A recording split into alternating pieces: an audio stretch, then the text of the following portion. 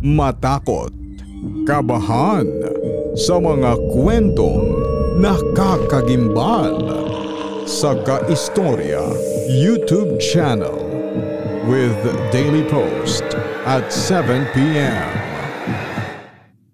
Dito sa Papa Dudut Stories, ikaw ay hindi nag-iisa.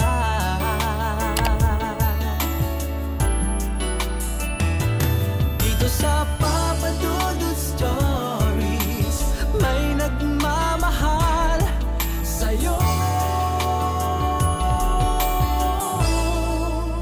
Papa Dudut Stories.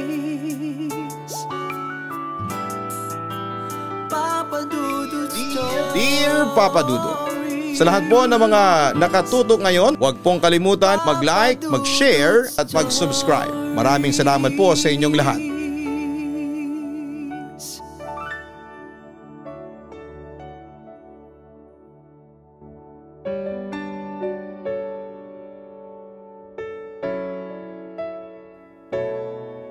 Dear Papa Dudut, isa pong pinagpalang araw sa inyong lahat. Itago niyo na lamang po ako sa pangalang Bella. 27 years old at matagal nang nakikinig sa inyong programa. Hindi ko na sasabihin kung taga saan ako kasi sensitibo at medyo sexy ang kwentong ibabahagi ko sa inyo.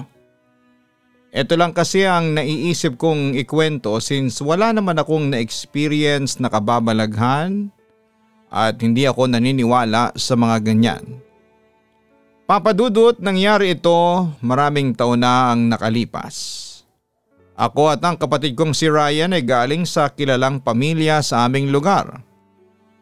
Noong mga panahong yon ay 15 anyos si Ryan habang 14 anyos naman ako. Matangkad si Ryan mana sa aming ama na dating varsity sa kolehiyong pinasukan nito. 6'2" ang taas niya.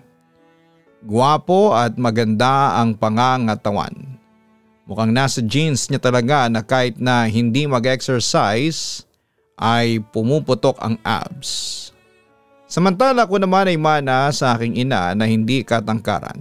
Nasa 5'4" lamang ang taas. Medyo chubby at masasabi kong maganda rin naman ako. Si Ryan ay isa sa mga hinahabol-habol na lalaki sa aming pinapasukang high school. Palibasa nga sa murang edad niya ay taglay niya ang kakisigan ng isang male top model. Ako naman ay ganun din. Isa sa mga campus crush sa aming eskwelahan. Lahat ng mga lalaki ay naglilingunan tuwing napapadaan ako sa harapan nila. Madalas ay kami ni Ryan ang napipiling muse at escort sa tuwing may mga inter-school sports fest. Pero hindi lang dito lagi kaming magkasama. At enjoy na enjoy talaga namin ang mga paghangang nakukuha namin mula sa mga tao. Siya nga pala isang exclusive na subdivision sa Cavite kami nakatira noon. At ang mga magulang namin ay parehong nagtatrabaho sa ibang bansa. Kaya tanging si Lola Badet at isang kasambahay ang kasama namin sa bahay, si Charito. Papa Dudut, galing si Charito sa Leyte. Nirekomenda ng malayo naming kamag-anak. Maganda si Charito. Hindi mukhang kasambahay pero that time ay nasa 36 or 37 years old na siya. Pero alam mo Papa Dudut, sa isang taong pagtatrabaho niya sa amin ay lumabas na ang tunay na kulay ng balat nito. Maputi at makinis, hindi tulad noong bagong dating pa lamang niya. Nasunog ang balat dahil sa madalas na pagkakabilad sa araw.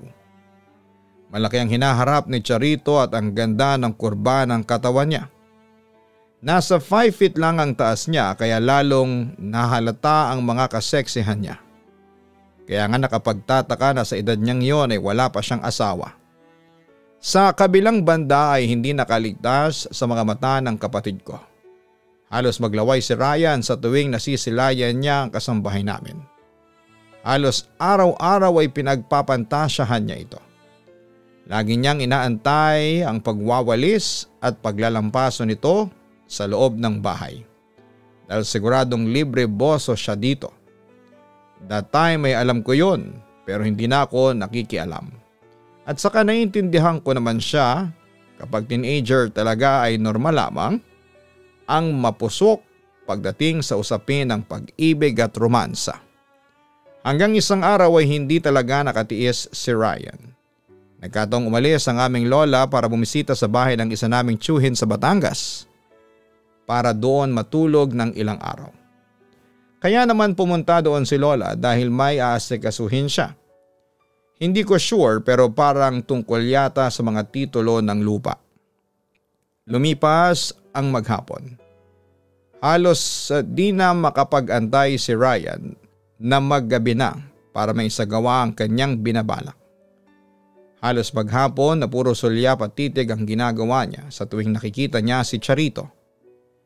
Pero katulad ng dati, Papa Dudut, ay wala akong pakialam. Pero nung sumapit na nga ang gabi ay nagulat na lamang ako nang pakiusapan ako ni Charito na magpalit kami ng kwarto. Hindi ko alam noon kung bakit ako pumayag. Basta pagpasok ko na lamang sa kwarto ni Charito, malinis at mabango ang paligid. Siguro nahiya siya sa akin na baka mapintasan ko ang kanyang hygiene, kaya ganoon na lamang ang paglilinis na ginawa niya. 11:00 ng gabi, tulog na ako noon. Ngunit wala akong kaalam-alam na may pumasok na pala sa kwarto ko. Tapos ay tumabi ito sa akin. Tapos biglang may naramdaman akong humawak sa hita ko kaya nagising na ako. At doon ay bumaling ako at napabangon ng di oras. Nakita ko ang kapatid kong si Ryan na gulat na gulat. Anong ginagawa mo sa kwarto ni Charito? Galit na wika niya sa akin. Nakipagpalit kasi siya sa akin ng kwarto. At saka Kuya Ryan, balak mo bang gahasain si Charito? Ang manyak mo. Isusumbong kita kina mama at papa. Galit na wika ko tapos ay sinampal ko pa siya sa mukha ng mga sandaling yon. Wag Bella, wag mo akong isusumbong sa kanila. Sorry kung nahawakan ko ang hita mo. Sorry promise, hindi na mauulit. Wika pa ni Ryan. Sa susunod kuya, pigilan mo yung pantasya mo ha. Pwede kang makapagpahamak ng babae dahil dyan sa kakatihan mo. Galit kong wika sa kanya. Agad naman siyang tumakbo pabalik sa kwarto niya habang pinuntahan ko naman si Charito sa kwarto niya at binawi ko ulit ng aking kwarto at doon ako natulog. Kinaumagahan ay maagang umuwi si Lola mula sa bahay ni Tito sa Batangas at agad niyang napansin na bad mood ako at hindi kumikibo. Akala ni Ryan ay magsusumbong ako pero nagpa siya na akong manahimik na lamang. Total ay hindi naman intensyon ng kapatid ko na mabastos niya ako. Pero simula noon Papa Dudut ay binantayan ko na ang kapatid ko. Dahil sa traumang inabot ko ay palagi kong sinasarado ang pinto ng kwarto ko. Pero isang gabi ay may narinig akong mga dahan-dahang yapak sa tapat ng kwarto ko, Papa Dudut. Pero alam kong hindi ang kwarto ko ang punteriya. Dahil nafi-fade out din ito agad. Kaso hindi ko talaga mapigilan ang curiosity ko at sa takot na gasain nga niya si Charito. Na kahit 36 years old na ay parang 14 anyos lamang ang lakas. Kaya dahan-dahan din akong lumabas ng kwarto at pupuntahan ko sana ang kwarto ni Charito. Pero nakita ko na lamang na bukas ito at nakapasok na si Ryan sa loob. Papa Dudut, dahan-dahan akong lumapit noon sa kwarto at sinilip ko kung ano ang ginagawa ng kapatid ko at tama nga ang hinala ko dahil umupo siya sa gilid ng kama. At nagsimula nang gumapang ang kanyang kamay sa katawan ng kasambahay namin. Gusto ko sanang sitahin ang kapatid ko at lalapit na sana ako pero biglang nagising si Charito. Ang buong akala ko ay magagalit siya sa ginawa ng kapatid ko pero laking gulat ko nang biglang hinilan niya si Ryan papunta sa kanya. At doon nga ay naghalikan silang dalawa. Papa Dudut, nagulat ako and at the same time ay na-curious. Hindi pa ako nakakapanood ng adult movies noon kaya na-curious talaga ako sa ginagawa nila.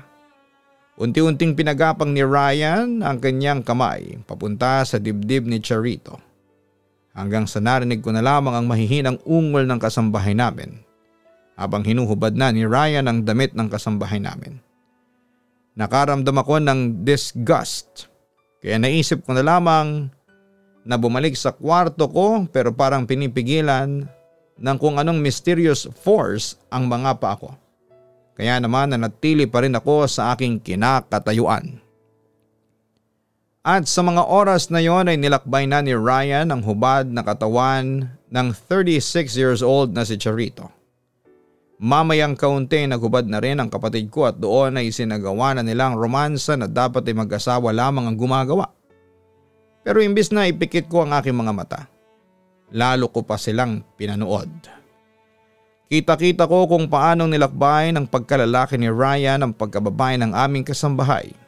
Sa unay banayad pa ang ginagawa ng kapatid ko pero habang tumatagal, pabilis ito ng pabilis. Pagkatapos noon ay nagulat na lamang ako nang biglang nagtalakbong ng kumot si Ryan at tila dumapa sa hiyas ng aming kasambahay. Nakita kong bumilis ang hingal ni Charito pero pinigilan niyang umungol ng malakas dahil ayaw niyang magising ang mga natutulog sa itaas. Mamayang kaunti narinig kong sabi ni Charito na bukas daw ang pinto nila. Kaya umalis si Ryan sa pagkakatalakbog at sinarado niyang pinto. Yun naman ang hudyat sa akin para bumalik na sa aking kwarto. Sa kabilang banda ay hindi ako nakatulog dahil sa nasaksihan ko. At that time ay may crush akong lalaki sa school na itago na lang natin siya sa pangalang Darren. Dahil patay na patay at head over heels ako. Sa lalaking yon noon ay na-imagine ko na what if ay gawin din sa akin ni Darren yung ginawa ng kapatid ko kay Charito. Sabi ko pa noon sa sarili ko ay why not? Hindi ako papalag sa isip-isip ko. Samantala pagkatapos naming pumasok ay sabay na kaming umuwi. Pero sumaglit siya sa convenience store at hindi na ako pumasok sa loob kasi natutokso lamang akong bumili ng pagkain. Diet ako ng time na yon. Pero kahit na nasa labas ako ay tinatanaw ko siya sa salamin papadudot. At doon ay nakita ko siyang dumiretso sa counter at nakita kong kumuha siya ng isang box ng condom at nagbayad sa counter. Pagkatapos noon, agad niya yung ipinasok sa loob ng bag niya. Paglabas naman niya, hindi ko na siya binuking na nakita kong kondom ang binili niya dahil nire-respeto ko naman ang privacy ng aking kapatid. Kinagabihan ay muli akong lumabas ng kwarto ko at muwaba para dumiretso sa kwarto ni Charito. Napansin kong sarado ito pero may naririnig akong yugyog sa kama at boses nila Ryan at Charito na tila masayang masaya sa kanilang ginagawa. Papadudot na halos araw-araw ay ganon ang naririnig ko mula sa kwarto ni Charito. Kaya muling gumana ang aking imahinasyon. Nakaramdam din ako ng kakaibang excitement at simula noon ay palagi ko nang napapanaginipan ang crush kong si Darren. Pareho kaming nakahubad at ginagawa namin kung ano man ang ginagawa ng kapatid ko at ni Charito. Sa kabilang banda, isang araw ay nagising na lamang ako sa katok ni Lola sa aking pintuan. Pagbukas ko ng pinto ay sumalubong agad sa akin ang mukha niyang nag-aalala. Bella, alam mo ba kung saan pwedeng pumunta si Ryan? Tanong nito. Hindi po, bakit po? Ano po bang nangyari? Usisa ko. Agad namang ibinigay ni Lola ang sulat ni Ryan. Sabi niya ay nakita daw niya yon sa kwarto, sa ibabaw ng kama ng kapatid ko. Binasa ko naman ang sulat at nagulat ako kasi nagtana na pala ang kapatid ko at si Charito. Sinabi lang ng kapatid ko na nagpasya na silang mag-live-in pero hindi na binanggit kung saan silang lugar pupunta. Baka naman po Lola pupunta sila sa probinsya ni Charito. Hula ko. Tinawagan ko na ang kamag-anak niya pero wala pa raw doon si Charito. Sagot ng Lola ko. Teka, anong oras niyo ba nakita na wala na si Ryan sa kwarto niya? Kaninang alas 5. Nagulat kasi ako na paglabas ko ng kwarto ko bukas ang pinto.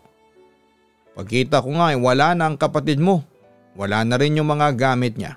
Sagot ni Lola. Hindi ako papayag na kukunin ni Charito ang apo ko.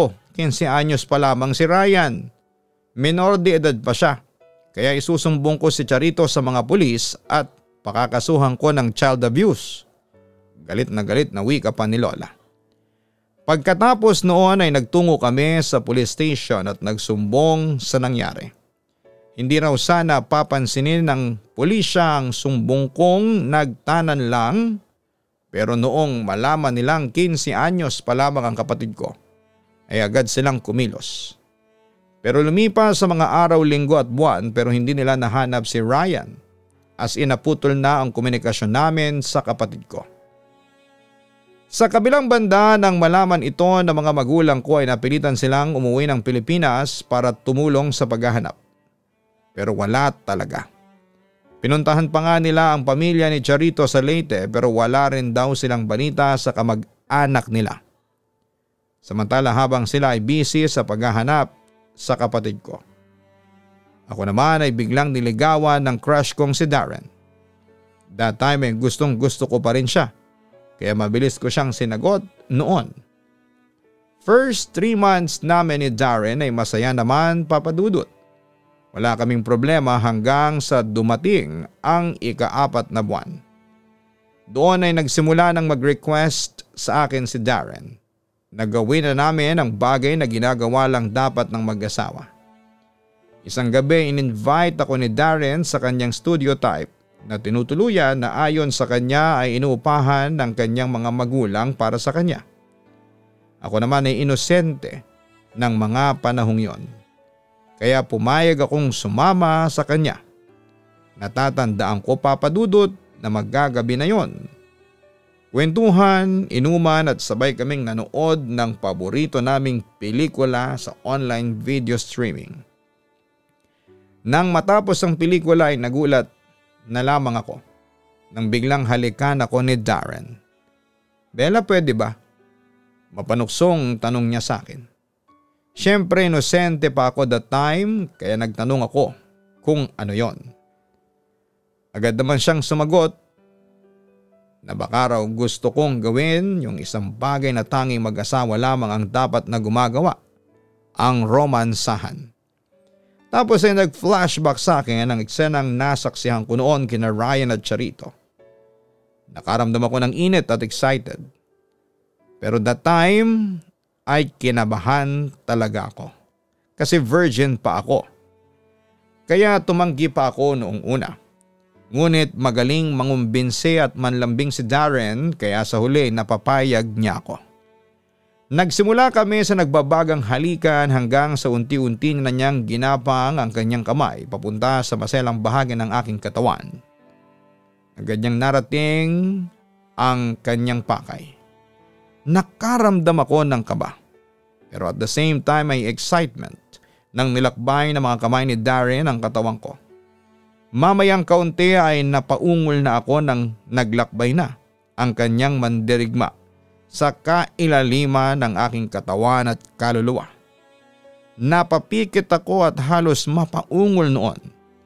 Hindi nagtagal ay hinubad na niya ang damit ko. Tapos ay siya naman ang naghubad sa harapan ko. Yung katawan ni Darren ay parang katulad ng katawan ng kapatid kong si Ryan. Matipuno at makinis. Nakita ko rin ang kanyang pinakatatagong sundalo na nagbigay sa akin ng takot ng may halong pananabik. Sinalubong ito ng aking malambot na kamay. Kitang-kita ko naman ang pagpikit ni Darren na alam kong gustong gusto niya ang mga nangyayari sa kanyang sarili. At yun na nga, sinimulan na namin ang aming kapusukan. Dahil sa birhen pa ako ay nasaktan ako. Natakot pa nga ako nang may makita akong bahid ng dugo sa aking pagkababae. Ngunit agad naman akong kinampante ni Darren na ayos lang yon. Napapikit ako sa kirot ngunit ayokong tumigil. Hindi nagtagal ang kirot ay napalitan ng ligaya na para bang lumulutang kaming pareho sa alapaap. At yun nga, doon ko na-realize na masarap palang magmahal. Kaya pagkatapos noon ay marami pang sumunod na eksenang ganon. Na-addict ako, Papa Dudut. Lalo akong naging mapusok. Akala ko'y puro sarap lang ang lahat, ang hindi ko alam kapag natsyempohan ka. Kapalit pala ng sarap ay isang malaking problema at responsibilidad.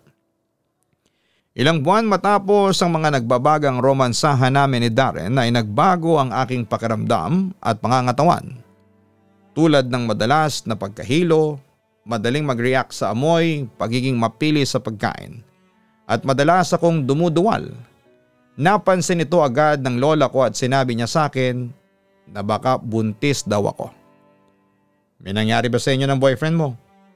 Umamin ka sa akin, Bella. Tila galit na tanong ni lola sa akin noon. Opo, natatakot kong sagot noon sa kanya. Bella naman, bakit ka naman nagpabuntis dyan sa boyfriend mo? Ang bata mo pa. Sa palagay mo ay pananagutan ka ng boyfriend mo? Malakas ang kutob kong tatakasan ka niyan. Sabi pa ni lola sa akin. Agad naman akong kinabahan kasi naramdaman ko na rin na baka nga hindi ako panagutan ni Darren dahil sa mga teenagers pa lamang kami. At tama nga ang hinala ko dahil nang sabihin ko kay Darren na buntis ako, nagsabi siya sa akin na hindi pa raw siya handang maging isang tatay. At sinabi niya sa akin na ipa-abort ko raw ang anak namin. Nang sabihin ko ito kay lola ay hindi siya pumayag. Isang malaking kasalanan sa Diyos ang binabalak mo. Sabi pa niya sa akin. Yan kasi ang hirap sa inyong mga kabataan. Inuuna ang kapusukan tapos kapag nagbunga, sasabihin hindi pala handa. Hindi kayo nag-iisip na sa bawat sarap na ibinibigay ninyo ng pakikipagtali kay kalakip ang isang malaking responsibilidad. Pangaral pa niya sa akin. Napaiyak na lamang ako noon ng mga sandaling yon. Ituloy mo yan, panagutan ka man ni Darren o hindi, dagdag pa ni lola. Hindi nagtagal ay nakipaghiwalay sa akin si Darren para takasan niya ang responsibilidad sa amin ng magiging anak niya. Wala akong ibang choice noon kundi ang tanggapin ang katotohanan. Nag-move on ako at tinuloy ko ang pagbubuntis. Makalipas ng 9 na buwan ay isang cute na baby boy ang aking nakita. Natuwa ako at naiyak. At sa puntong yon ay pinangako ko sa sarili ko na magiging isang mabuting ina ako. Pero dahil sa teenager pa ako at nag-aaral noon, ay si lolang nag-aalaga sa anak ko kapag wala ako sa bahay. Pero pag uwi ko ay hands-on ako sa pag-aalaga sa aking anak. Nagsimula din akong mag-apply sa mga work from home at nagkaroon ako ng racket kahit na 15 anyos pa lamang ako noon. Hindi kalakihan ang kinikita ko pero nakakatulong yon para sa pambili ng mga pangangailangan ng anak ko. Papadudot, aaminin kong naging mahirap sa akin ang pagiging isang ina. Pero tiniis ko yon. Sa huli nasanay na rin ako at iniisip ko na lamang na para ito sa aking anak. At kapag nakita ko siya, ay nawawala ang pagod ko. Samantala isang araw ay nagulat na lamang kami nang biglang umuwi si Ryan sa amin, dala-dala ang triplets na anak pala niya kay Charito. Natawa ako kasi kamukhang-kamukha ng kapatid ko ang 3 batang lalaki. Kwento niya sa amin ay bigla na lamang siyang iniwan ni Charito at iniwan sa kanya ang 3 anak nila. Napansin ko rin na nag-iba ang itsura ng kapatid ko. Parang tumanda siya. Kwento niya sa akin ay paanong hindi raw siya magmumukhang matanda. Puro stress lang daw ang nararanasan niya sa pakikipag-live-in kay Charito. Bukod sa mura niyang edad ay napilitan siyang magtrabaho sa construction para may ipang suporta sa kanyang triplets. Sa kabilang banda ay nagulat din si Ryan nang malaman niyang isa na akong single mother. Well, pareho kami ng sinapit at dahil yon sa kapusukan namin. Yes, pareho kaming may pagsisisi pero kapag naiisip namin ang kanya-kanya naming mga anak ay pinagpapalagay na lang namin na ito ay biyaya ng Panginoon. Sa case ko kasi simula nang dumating sa akin ang anak ko ay naging masaya naman ako. Ganon din si Ryan na masayang kapiling ang malalambing niyang triplets. Sa ngayon po papadudot ay matatanda na kami. Si Ryan ay meron ng sariling asawa at nadagdagan ng 3 ang kanyang anak. Ako naman ay may asawa na rin at nadagdagan ng 1 ang aking anak. And so far ay masaya naman ako sa buhay kapiling ang asawa ko. At maswerte ako kasi tinanggap niya ng buong puso ang nakaraan ko. Papa Dudut, ang maipapayo ko lang sa mga kabataang nakikinig sa inyo ay huwag maging mapusok. Huwag magpadala sa tawag ng laman at pag-isipan iyong mabuti. Kapag teenager ka pa lamang o di kaya ay hindi pa kayo kasal ng nobyo o nobya mo, ay huwag mag-engage sa premarital sex. Lalo na't kung sa palagay ninyo ay hindi pa kayo handa emotionally and financially. Hanggang dito na lamang po ang sulat ko, Papa Dudut. Muli maraming salamat at magandang araw sa inyong lahat. Lubos na gumagalang, Bella. Maraming salamat, Bella, sa pagbabahagi mo ng iyong kwento sa aming programa. Ang pag-ibig at pakikipagromansa sa iyong minamahal ay hindi lang basta sarap. Dahil kalakip ng matamis niyang halik at kakaibang kilig o excitement na nararamdaman mo sa iyong katawan ay isang malaking responsibilidad. Ang aral na mapupulot sa kwento ni Bella ay huwag magpadalos-dalos sa desisyon. Pag-isipan munang mabuti kung handa na ba kayong pareho sa nakaambang responsibilidad bago kayo magniig. Tandaan nyo na sa bawat sarap na nararamdaman ninyo sa pagdidikit ng inyong mga katawan ay maaaring bumago sa inyong prinsipyo at kinabukasan. Isang maling hakbang ay pwede itong makasira ng inyong mga buhay. Kaya mag-isip muna kayo bago gawin ang isang bagay, matutong magtimpi at irespeto ang sagradong sakramento ng kasal. Hanapin ang Kaistorya YouTube channel at ang Papa Dudut Family YouTube channel. Maraming salamat po.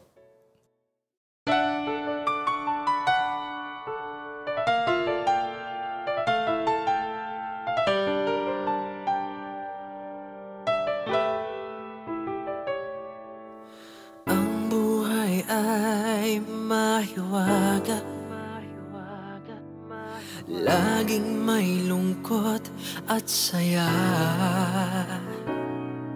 sa Papa Dudut Stories.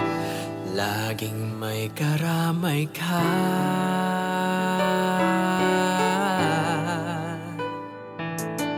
Mga problemang kay bigat, dito ay pakikinggan ka. Sa Papa Dudut Stories, kami ay iyong kasama. Dito sa Papa Dudut Stories, ikaw ay hindi nag-iisa.